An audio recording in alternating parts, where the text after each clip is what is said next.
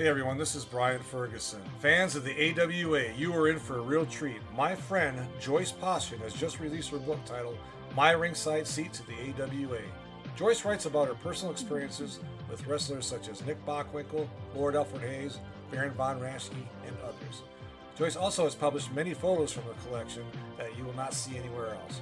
Order today by email at joyce.poston@gmail.com. Payment is through PayPal. The book is only $20 plus $6 shipping and handling.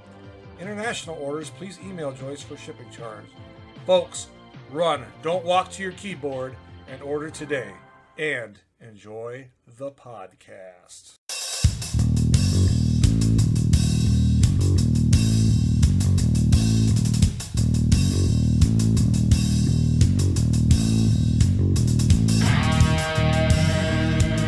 Thank you for joining another edition of Bumps and Dumps, the Talk of Wrestling. I'm Brian Ferguson. My guest today is an entrepreneur. He teaches psychology and is a pro wrestling fan. He is currently a lecturer in the Department of Psychological Sciences at Northern Arizona University and an entrepreneur of wrestling games and other great features. I want to welcome Mr. Tom Filsinger. Tom, thanks for coming on today. Oh, thank you, Brian. It's a pleasure to be here, and it was nice to meet you last year. Yes, I remember meeting you at the CAC. We actually sat next to each other at the dinner Yeah. on Wednesday night. My wife thought you were really interesting. She thought you were great. She was talking to you quite a bit there at the dinner. Well, that's what happens when people have enough drinks. You know, people sound interesting. So, but I thank you again for coming on. I know you're busy, got a lot of things going on. So, if we could, I'd like to jump into Tom, talk about your family. You know, you're growing up, how you were raised, schooling, and that kind of stuff. Well, I was born with a different name. My name at birth was Savas Christos Tsagarakis, which is a Greek name, and then adopted later by my second father. And so my name was changed to Tom Filsinger at that time. In any event, when I was younger, relating it to the kinds of things that we're going to be talking about, my grandparents were Greek immigrants. They watched wrestling all the time, and they lived upstairs. You know, we had a duplex, and I'd go up there, and you know, this was the 1960s. I was just a child. My grandparents thought it was real. And so they reacted to it like it was real. It was, you know, so when somebody cheated, they were like, oh my God, this is horrible. How can a referee not see that? Oh my God, these stupid referees. And so they got really into it as a sport, as if it was, you know, real. Well, I was a kid. I didn't know any better. Actually, interestingly, I figured it out because if you watch it long enough, even if you're 10, 11, 12, and I don't know, maybe I just see through things easier than most people. But I just thought if you threw me into the ropes, I wouldn't bounce back. Why would I bounce back if you're about to hit me, you know, or do a body drop? Or if you throw me into the turnbuckle, why would I just go? If you were really doing that, it wouldn't look so clean. And I would try to tell my grandparents, no, this isn't real. But they thought, he doesn't know what he's talking about. So I thought, okay, fine. It's more fun to watch with believers anyway. So that's where it came. Then when I was a kid, a teenager, way before the days of backyard wrestling. You remember backyard wrestling and that phenom of all that hardcore stuff? Yeah. Oh, yeah. I was doing basement wrestling, and we had concrete walls, and we would invite the neighborhood children. And like I was, let's say, 15 or 16, we'd invite the 8, 9, and 10-year-olds to come over, and we'd do a show. And we acted it again like it was real. And since they were young, they thought it was. And we played the characters that we saw on television. So this has always been in my blood. It's always been in my family's blood. And when I was bored in school, I was a creative child, and I got bored easy. So I created games to pass my time. You know, I ought to really thank my teachers in my school for boring me so much because they gave me a career. I don't think I'm going to be invited to speak at a commencement and say that. But anyway, so I created the gaming system literally in algebra class. And I used the wrestlers that were popular to me at that time, and it was territorial back then. So it Right. wasn't, but you've heard of them because a lot of them are Yeah. legends, like Johnny Valentine, Bobo Hmm. Brazil, the original Sheik. Yeah. Created those cards. I'd play in class. The teachers learned to ignore me because I was ignoring them. So we had mutual. And but I played with my brother, and we got into it. We'd have kind of like a promotion, a federation. Yeah. And I thought, well, that I like it's one thing, but if he likes it too, it's possible this is actually not a bad game system.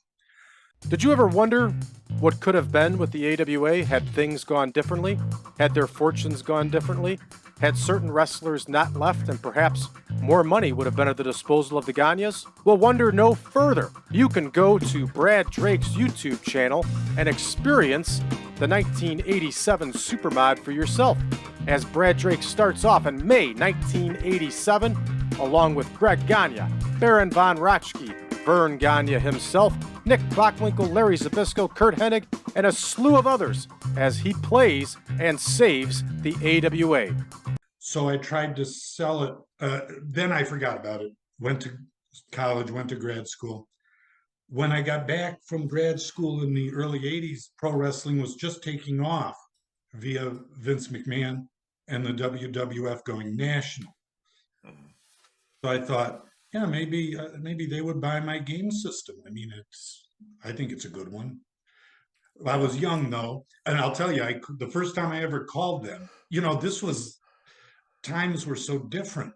I called Yeah. them in about 1983, I think it was, to make my initial, pitch, and it wasn't a huge organization yet. Gorilla Monsoon answered the phone. And I knew that voice immediately. I thought I was going to get a secretary. I get Gorilla Monsoon. And I was young and inexperienced, so I was a little nervous. And I was like, I'd like to speak to Vince McMahon. I thought, my God, it might happen, but Vince wasn't available.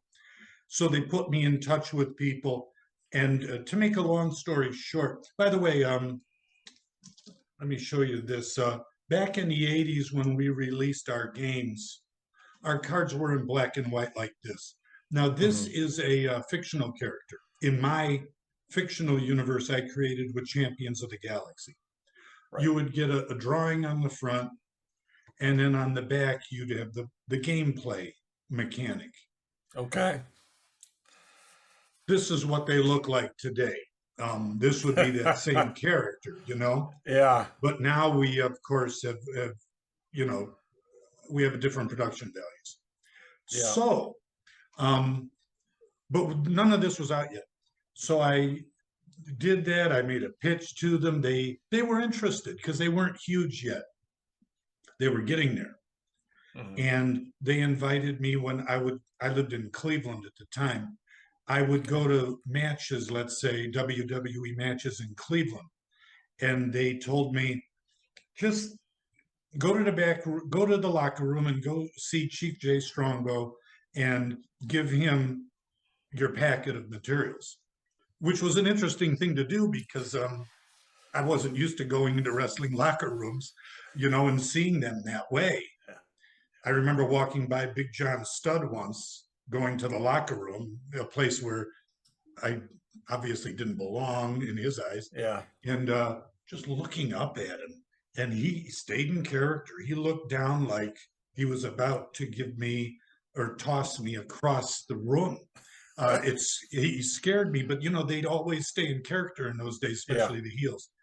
Yeah. But anyway, after several months of trying to negotiate and work with them, they decided not to do the game. They instead did a Milton Bradley board game.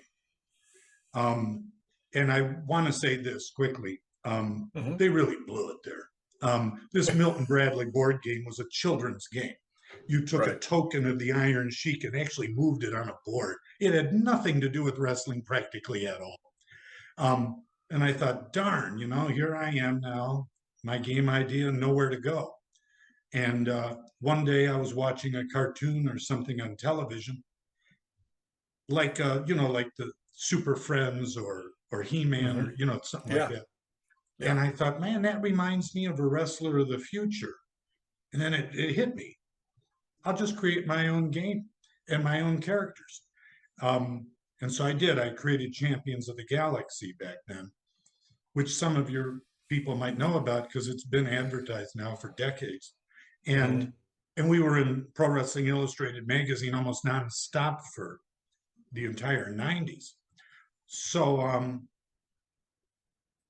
Champions Galaxy came out. It was successful. I kept doing it. Now, not so successful that I could leave my day job.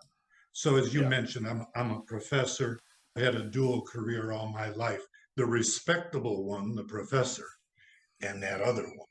Now, what was interesting about that was um, people weren't very open-minded. I don't know.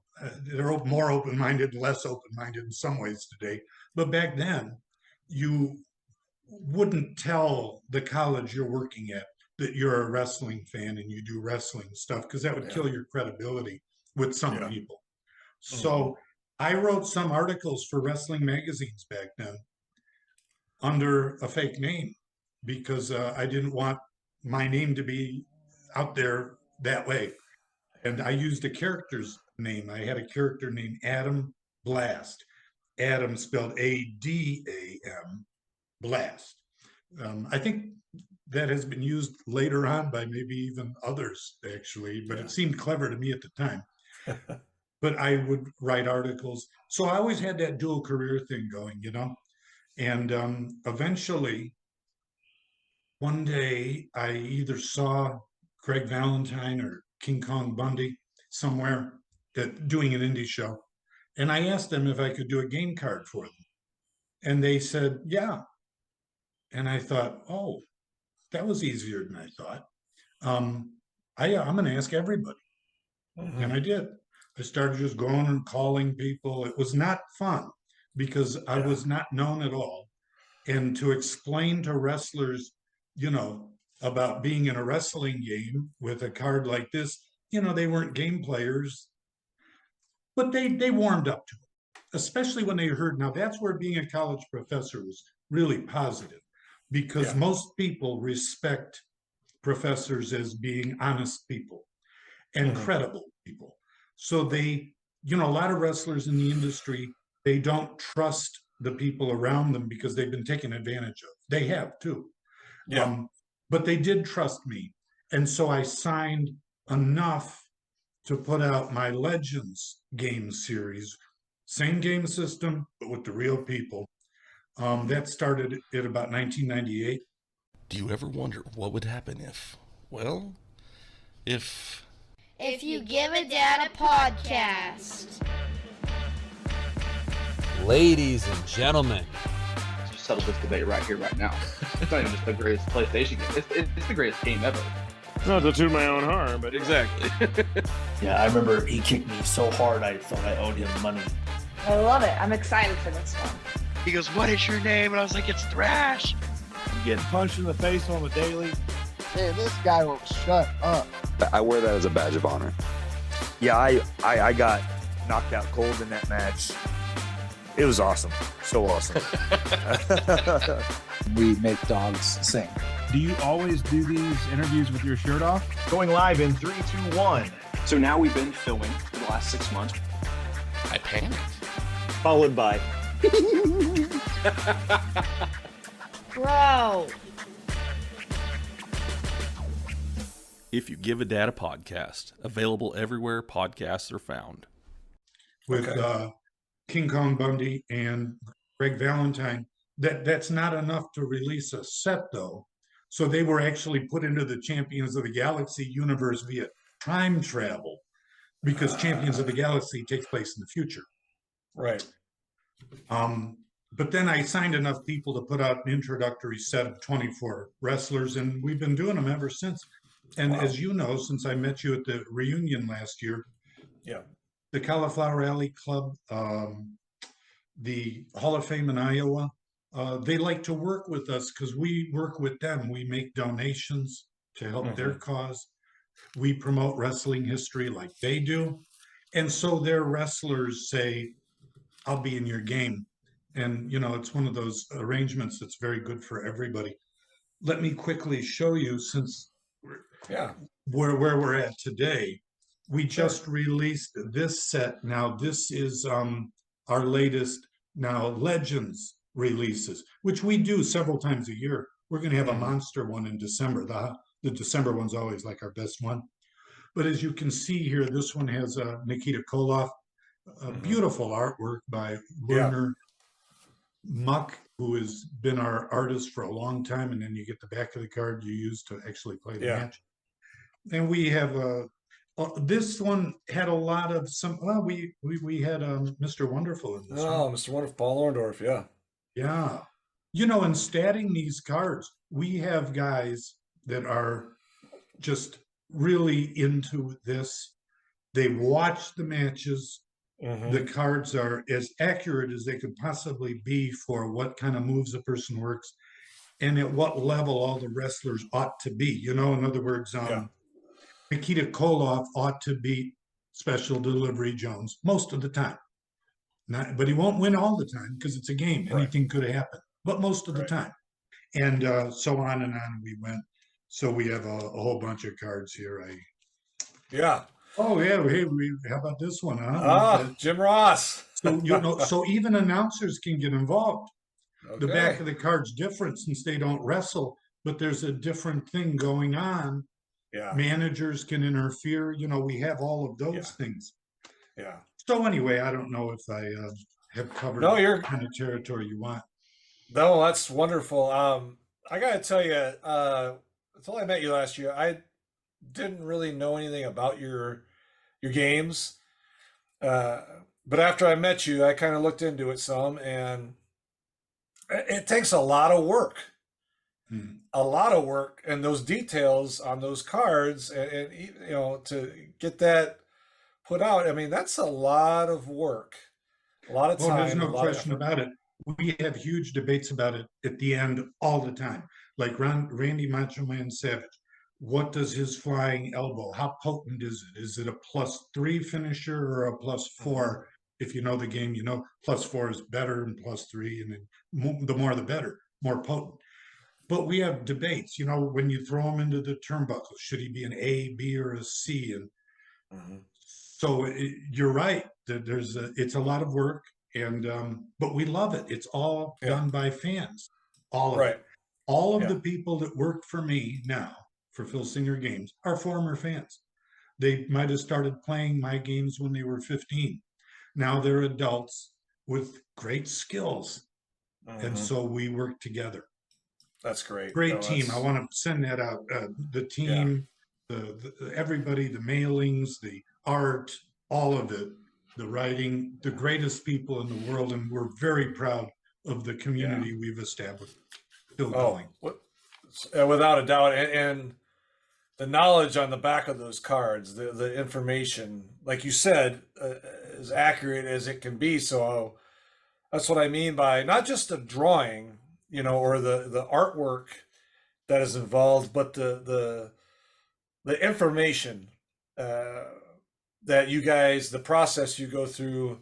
Like you said, you could debate about it and talk about it to give it the number or the letter that it needs. So I'm very impressed with that. I just thought, hey, that's pretty cool when I saw them. It looks like it takes a lot of work, but you just kind of elaborated more on it, like all the process, and you guys debate about stuff. And I think that's really great, because that tells me that you're not just plugging in numbers and plugging in letters. You're actually going through a process of getting it right. So I commend you and your team, because that's a lot of time and work. So it's made with love by wrestling fans for wrestling fans, and each one of the people that works on this plays. They have their own promotion. They let's say you have a Champions of the Galaxy promotion that's been going on. Mine, I've played over 2,000 game cards, which is like, wrestling cards. since I started my Champions of the Galaxy promotion in 1988. So I've got this huge history of who my champions are, all of that. And the people who make these games do that for Legends too. They've got their Legends promo, and in their fed, Rob Van Dam is the champion, and he's currently feuding with Boo because they've just split up. Everything that you can do in wrestling, you can do in the game, and the matches take place in real time, which is nice because you don't want something that is unwieldy and takes too long. So a match could go 1 minute, it might go 20 minutes. Yeah. It moves along, and it's funny too because when I first created the game in the 80s, a friend of mine said to me, "I got bad news for you. There's already a wrestling game out." And I thought, "Oh no, I didn't know that."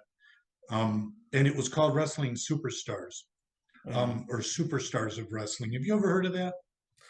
I know what you're talking about. It's a board game. Hello, everyone. This is Brian Ferguson, the host of Bumps and Thumps, the talk of wrestling. I want to tell you about a new podcast out called Falls Count Anywhere.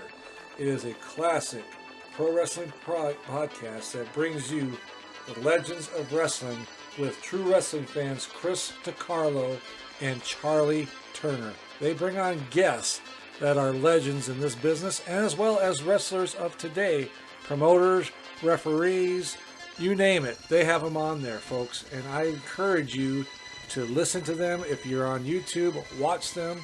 They drop every Saturday. They have their podcast. They drop it in the afternoon. So look forward to that podcast coming out. Falls Count Anywhere podcast with Chris DiCarlo and Charlie Turner. Folks, you will not be disappointed. I guarantee it. And enjoy the podcast. Yeah, it was, as soon as I learned more about it, I realized it wasn't going to be a problem because my game, Champions of the Galaxy, was totally different. With the other game, you had to stop and do computations all the time. And that's exactly what I'm glad my game doesn't do. That it's that it just moves along and there's a winner or a loser. Yeah. One time somebody called me in the 90s when we were getting better known and to start a wrestling role-playing game. It might have been WWF related, I don't remember. They actually called me, whoever it was, and said, your game is the game in the business right now, and we're going to put you out of business. That was the phone call. And I thought, well, that's an interesting way to call somebody. I didn't know. Wow. I just got off the phone as fast as I could because I wasn't sure how to deal with a person like that. And they were done within a few years, by the way. Okay. I was going to say, your game's been around for a long time, since the late 80s. And you've made more games.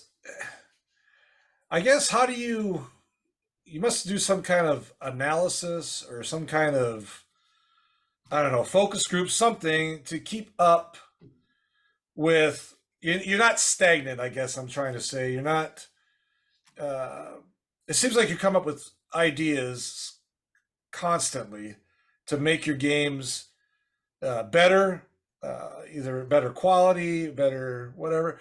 I mean, I guess, how do you guys do that? I mean, how do you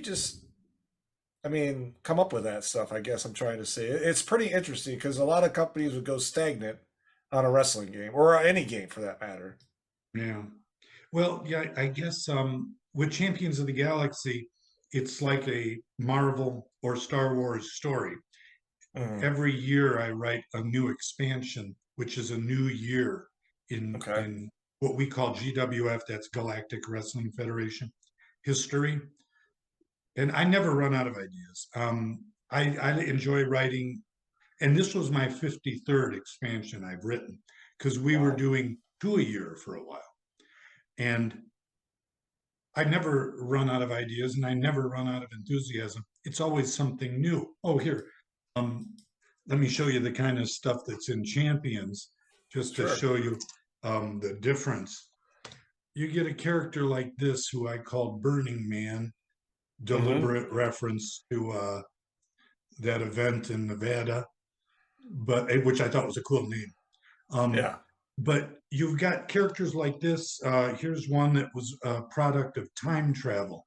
Nakana Takeko, who was a real Japanese warrior about 200 years ago, died in combat. But we have women's wrestling too, you know?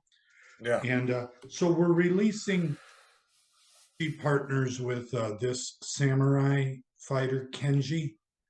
Okay. Wow. But like I said, there's tons of variety here. You get this guy, you get monsters. You know, wow. I called him and I kept the name, even though it has a different reference for some people, but it fits the character, Quagmire. Now, some people think of something on Family Guy. I never watched that show, so that was never a distraction for me. But it fits the character because he's a swamp type creature.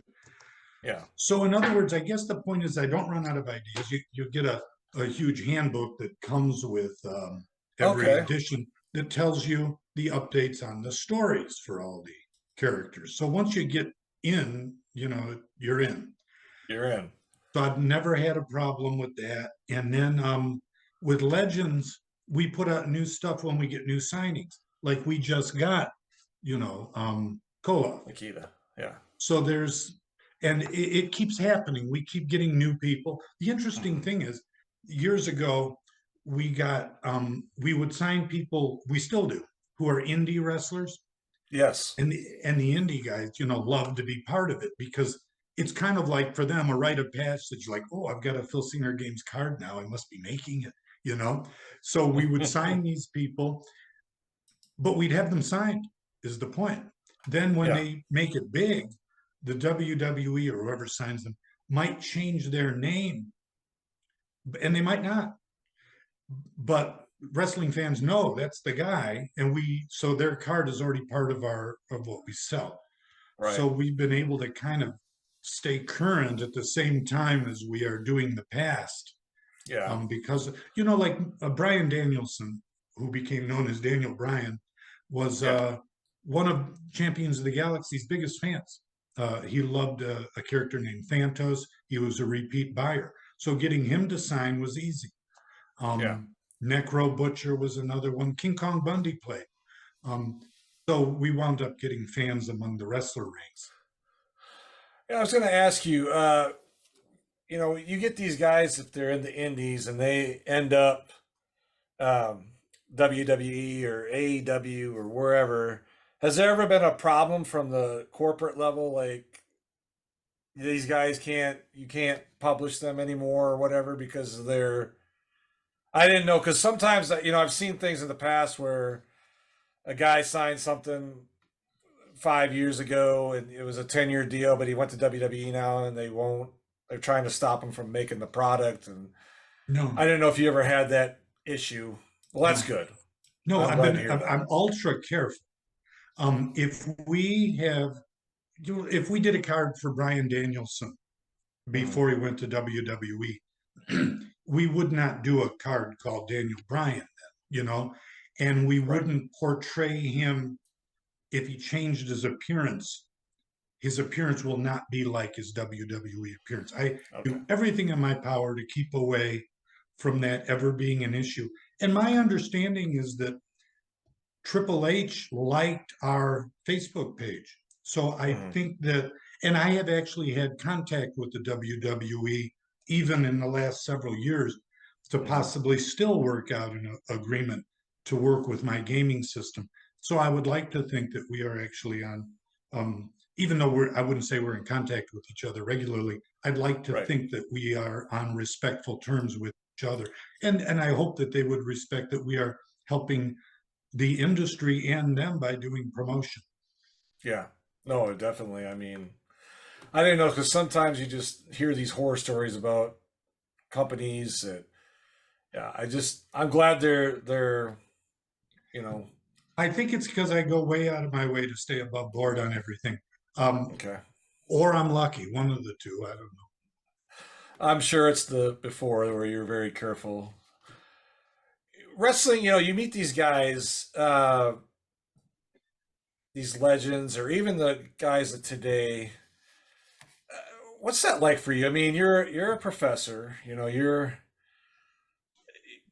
I don't mean to say this. This is kind of a people would look at you and say you're a wrestling fan, right? Just based on your appearance and your background, you know, as a professor. So, I guess what's that like for you when you meet these guys? Is it, you know, I know it's interesting and stuff, but you know, legends like last year when we were at CAC, we got to see some guys, and I'm sure they come up to talk to you. But is it a feeling of like joy, like okay, I've met this guy and I've got to be able to now I can make a card of him if they sign with me, and what's that like for you? I guess. Well, in your early days, you know, naturally it was, since it was new, I would be, let's say, a bit more nervous when I'd meet them.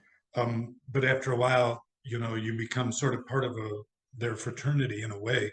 And it's funny when you bring up Professor, because when I first met Diamond Dallas Page, great guy, got me started on yoga. I used to think, I'll never do yoga. That's, you know, I had all these stereotypes. But then he started DDP yoga, and I thought, all right, fine. And I've been doing it ever since now. But when I first met him, we were talking on the phone one time, maybe the first time, and the way he talked to me, I will not use the F word as its word, but I will use a substitute. But he would say, yeah, we were just in the frickin' Middle East doing some frickin' show there, and then we have to frickin' travel to this place. And he was talking using the F word like a comma. And then he said to me, so what do you do, by the way? You know, he was, you know, nice, and some of them are very conversational that way. I said, I'm a college professor also. That was the last time he ever used the F word with me again. It was constant and then never. So I thought that was kind of funny. But most of them respect you for it. Nikolai Volkov and I would sit around and talk about Freud and Nietzsche and philosophy and psychology. And he liked that. He loved that outlet because he couldn't do that with just anybody. So there's a lot of respect that they hold for that. And we joke about it, you know, I mean, like I said, it helps me with signings for my credibility. That helped me immensely. Yeah. I was going to say, you know, I know a few wrestlers that I've met over the last 3 or 4 years. Very respectful, and you know, I've always tried to treat them with the utmost respect. I've never, you know, go up right. Oh, I want an autograph. You know, can I take a picture?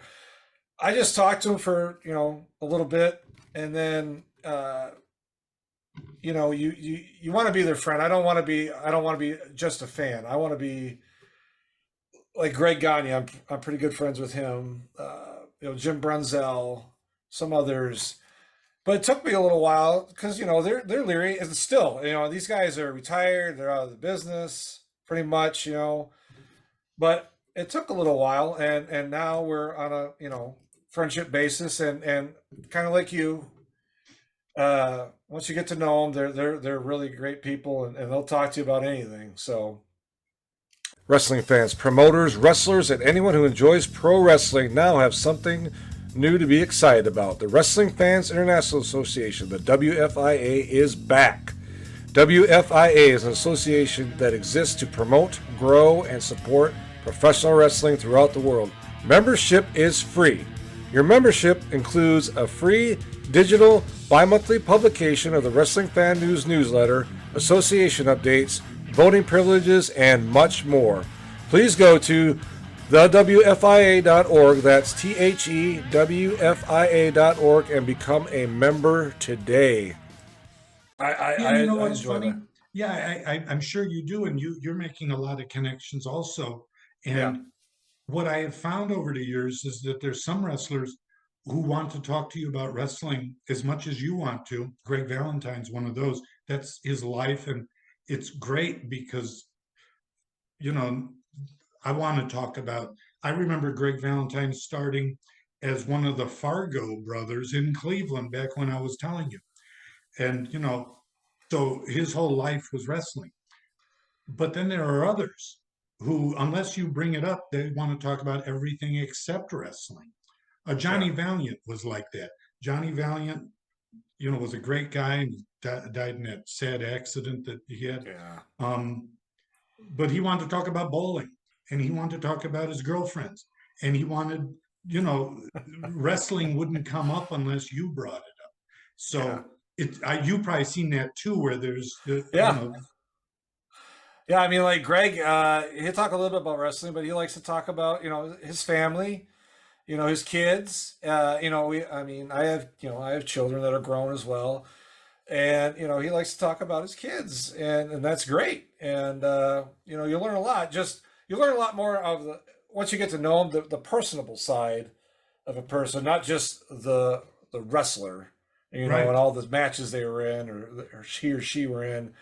You learn more of a personal side, and I think, that's a great attribute. They don't want to just talk about wrestling all the time, like you said. So, well, one of those that was like that was a Road Warrior Hawk. I thought it would be just amazing if we could sign the Road Warriors, and he made it work. We were on the phone, and he said, "Let's do it." But then right after that, he said, "Oh, by the way, what have you been doing this weekend?" And that's pretty nice, to move from a business arrangement to personal. And I said I was doing something with my son, and he said, that's so important, family. And then you see that other side of these people, and it's quite wonderful when they reach out in a human way like that. I always try to do that with our fans too, because the personal connection really is what life's all about, actually. Yeah. Well, it's like last year when I met you. I mean,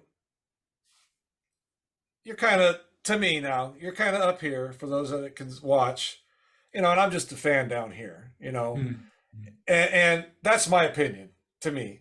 And when we sat next to each other last year at the CAC, and you broke the conversation, you asked my name and what we were doing and all that, and I thought that was great because you talked to my wife. I think you talked to her for about 30 minutes. It was a lot of fun. We did enjoy that. Yeah. She really enjoyed that conversation. I will tell you. We went back upstairs later. She was talking about it, and I said, you know what he does? And he's explaining it to me. I go, well, he's not just some guy that showed up here. I mean, he's pretty well known in the wrestling world with his games and stuff, and so. Well, what's your wife's name again?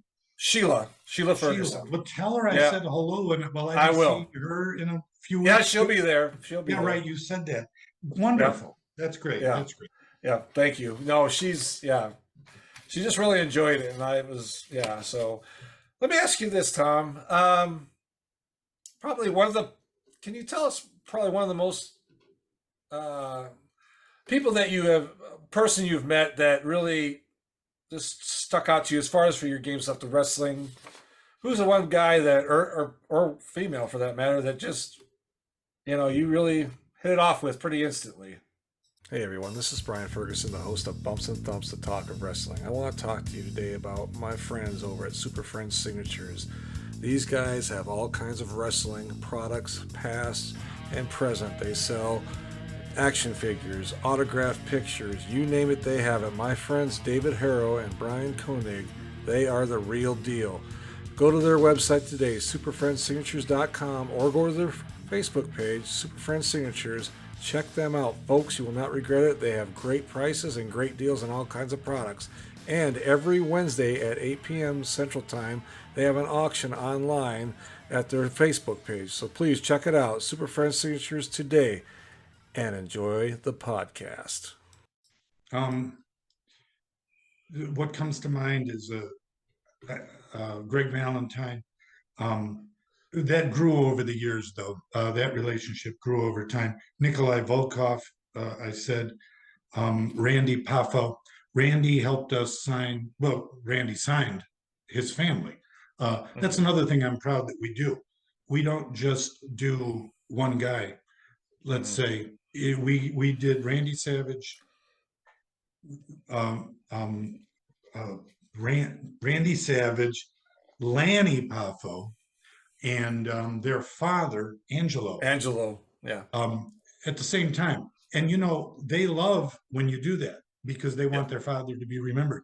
We signed Ted DiBiase, and then we also did his father, and he was so happy about that because his father died tragically in the ring. If you know that, Right. wrestling. Oh yeah. Yeah. Mike. So, Mike. Yeah.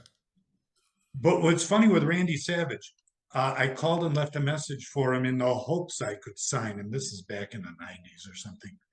And then I forgot about it. And I came home one day, must have been 3 weeks, so that like I said, I forgot about it. And it was a message on my answering machine. It was, "Hey, Tom, this is the Macho Man." Da, da, da, da. And I thought, well, this is one of my friends joking around. I mean, I can't, there's no way he really talks like that. It never even occurred to me that it could really be him. And it was. Yeah. But I didn't figure it out. I thought, wonder who that was. Wonder which one of my friends. And then I forgot about it. And then he passed away. Oh. So I didn't even get it from him. It was Lanny that I saw at a wrestling convention in New Jersey. And I said, Lanny, I'd love to do this. And he said, I'm on your side. We're going to do it. And we did. We did all three, including their father. So, but, every now and then they throw you a curveball like that. Like there's no way I thought Randy Savage actually talked like that in regular life, or maybe he did it until he got to know you better or something. Yeah. I wanted to ask you, you were in Waterloo here a couple weeks ago. No. Oh, you were not? Okay. I couldn't remember if you were or not. I didn't get to make it up there this year, so I didn't know if you were there or not. But going to these conventions and coming up with the CAC here soon, what's that like atmosphere? Do you get a little nervous when you first get there? I mean, what's kind of your feelings? Is your mind racing 100 miles an hour because you're trying to make everything perfect, or what's that kind of like for you? No. I mean, I think that stopped maybe a couple decades ago. I'd go to just enjoy it, and there's anticipation. Mm-hmm. I do look forward to being there and seeing people. Last year they asked me to give a talk. Yeah. That was about my games. Yeah, I remember. I was there. Yeah. Oh, okay, good. And so you get a little nervous about things like that, but not much. I mean, I'm a college teacher, so I'm used to speaking to people. So usually, no, it's the excitement. It's like, boy, I can't wait to see who I'm going to see, and I can't wait to show the game to maybe people who've never seen it before. And this year, we're going to be doing what Brian Blair and the CAC folks are hoping will be a yearly Filsinger Games tournament with prizes. They have their annual cribbage and other things. They've been Baloney Fest and all this they've been doing for years. Well, they want to add a Filsinger Games tournament to it, which I think is a great idea since we have so many of the CAC people in the game. And so we're going to be having our first annual this year. It's very excited about that. Yeah, I'm excited. I'm excited to be there. I mean, I could be even more excited now that that we got this game tournament going. That'll be pretty exciting. So, one more question for you. After CAC, any events you're going to be attending or coming up or anything? Speaking just for Filsinger Games, we'll be continuing our release schedule with our Champions of the Galaxy and spin-offs and Legends and spin-offs, Indie and spin-offs. We do that all year round. So if anybody ever wanted anything from us, they'd never get bored waiting. As far as me going, once I moved to Arizona, I was less likely to be going to events because when I was in the Northeast, the conventions are just everywhere. They're not as plentiful here. And so at the moment, CAC is my big one. And then I'm giving a talk at the end of the month on the psychology of creativity. That's kind of a separate thing, although it's to me it overlaps. Yeah. No, that's great. Well, I tell you, I'm so excited to meet up with you again out there here soon. And yeah, your games are wonderful. If people want to get these games, how do they go about it? They should go to the website, filsingergames.com. Filsinger is spelled with an F instead of a PH, and it's one word, Phil, F-I-L, Singer, Games. And can I leave you with some mementos from my personal collection? You bet. Yeah, by all means. When we signed Gorgeous George, his daughter sent me this postcard from the 1950s, which is kind of a cool thing to have in a collection. Yeah, that is. And sent along several photos of that. And let me give you a funny, let me show you a funny one. All right. King Kong Bundy was a great guy. He was a real nice guy. And he was just sitting around one day and signed his card. And you can see what he said on it. Filsinger fears Bundy. So this guy was fun. He was my age, and so we were able to hit it off. So there you go. That's just great. a little extra bonus. No, I appreciate it. I'll have the information about your website and other things in the description. Ladies and gentlemen, one more time, Mr. Tom Filsinger, thank you for coming on today. Really enjoyed it. Got some great insight on your gaming systems and the personal side of you as well. So that's great. Thank you for coming on, sir. We'll look forward to seeing you, Brian, and Sheila at the convention, and anybody else who's listening who's going to be there. Please stop by and say hi. Yeah, say hi. If you go to CAC, it is so fan-friendly. Mm-hmm. It is very fan-friendly. They don't snub up at you. Nobody. I mean, I went there last year for the first time, and that's why I'm going back. Oh, that was your first time? That was my first time. Okay. So I really enjoyed it, enjoyed the interaction with the wrestlers and everybody. It was just a great time. So Tom Filsinger, sir, thank you for coming on. I really appreciate it. Folks, if you're watching, thank you. If you're listening, thank you. If you haven't subscribed, please do so, and we'll talk to you soon.